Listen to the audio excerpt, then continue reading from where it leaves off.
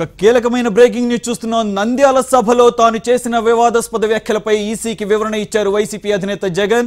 ఆవేశంలోనే అలాంటి వ్యాఖ్యలు చేశారని, తన వ్యాఖ్యల వెనుక ఎలాంటి దురుద్దేశం లేదని జగన్ తెలిపారు.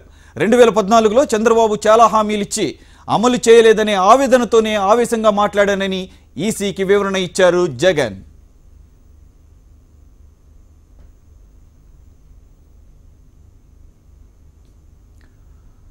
మరో అంశం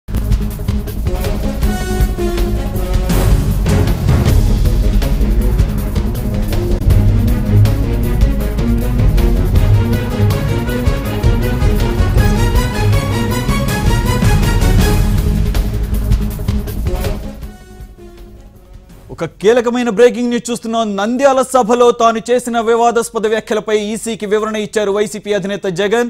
ఆవేశంలోనే అలాంటి వ్యాఖ్యలు చేశారని, తన వ్యాఖ్యల వెనుక ఎలాంటి దురుద్దేశం లేదని జగన్ తెలిపారు.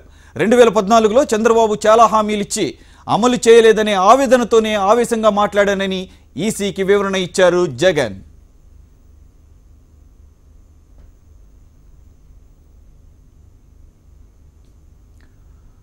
మరో అంశం